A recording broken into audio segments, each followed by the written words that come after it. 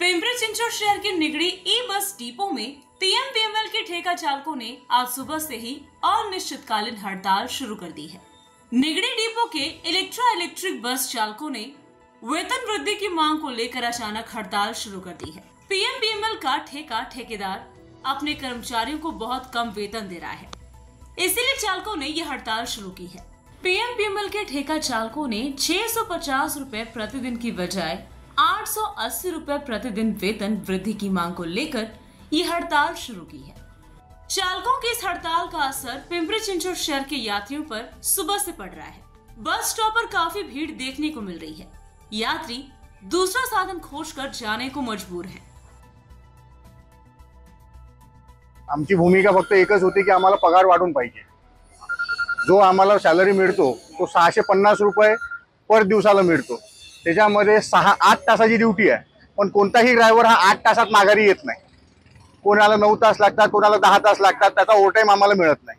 आम्ही त्यांना 10 दिवसा अगोदर एक प्रस्ताव दिला होता की बा आम्हाला समभाव जे आहे सगळ्यांना जो सॅलरी आहे तो सॅलरी आम्हाला द्या, किंवा तुमचा जर सॅलरी नाही देता येत तेवढा तर आम्हाला याच्यातून वाढून द्या। तर त्यांनी आम्हाला मेसेज दिला होता की 875 रुपये आम्ही तुमची हजेरी करू मागच्या महिन्यात, पण त्यांनी 875 रुपये हजेरी केलेलीच नाही आहे। जी जुनी हजेरी होती 650 रुपये पर दिवसाला तीच आम्हाला त्यांनी दिली आहे।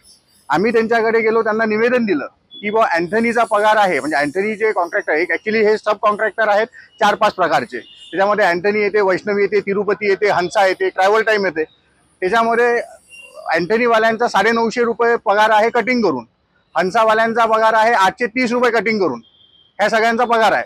आमचा 650 आहे। मग आमचं असं म्हणणं आहे की बा दोघांचा जे पगार आहे त्याच्यातला एक मधातला एक मुद्दा द्या आम्हाला, पण ते काही देत नाहीत। आम्हाला त्यांनी 10 दिवस दिले। आता काल आम्ही त्यांच्याकडे गेलो तर म्हणतायत की आणखी आम्हाला 5 दिवस द्या, आणि 5 दिवसानंतर आणखी जर त्यांनी आम्हाला 10 दिवस मागितले तर मग आम्ही काय करावं आणि कोणाकडे जाऊ। त्यामुळे आमचा हा काही संप नाही, आम्हाला 650 परवडत नाही, त्यामुळे आम्ही इथे थांबलेलो आहे।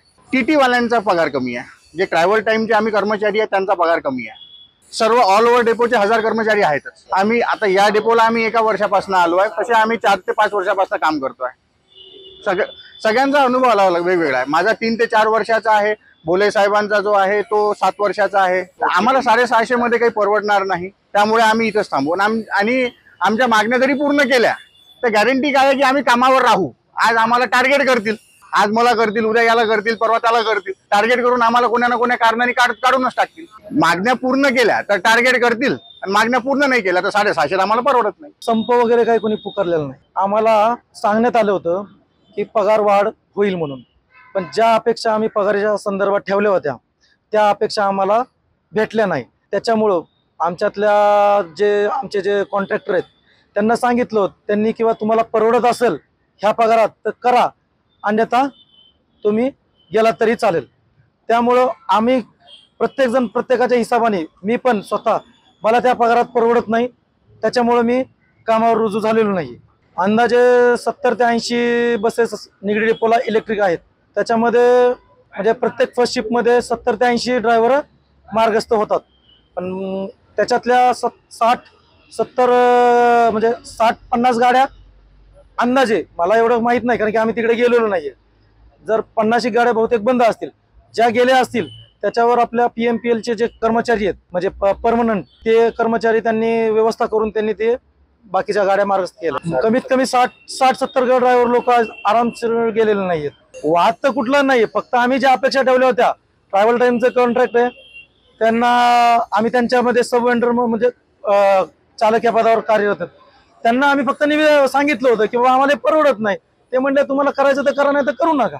त्यांना आम्ही सांगितलं होतं, त्यांनी आम्हाला सांगितलं होतं की आम्हाला कमीत कमी गव्हर्नमेंटच्या GR नुसार तरी 26 दिवसाला कमीत कमी 30,000 रुपये तरी स्मार्ट सिटी पुण्याच्या हिशोबात, स्मार्ट सिटीच्या हिशोबाने तेवढं 30,000 रुपये तर वेतन असायला हवं होतं 26 दिवसामध्ये 8 तासाच्या ड्युटीच्या हिशोबाने। पुढची भूमिका काय आहे, जोपर्यंत ते सांगत नाहीत की बाबा तुम्ही बाबा सांगितलेलं, त्यांनी 10 दिवसाचा वेळ मागितला होता, त्या वेळेमध्ये ते म्हणले अजून 5 दिवस द्या।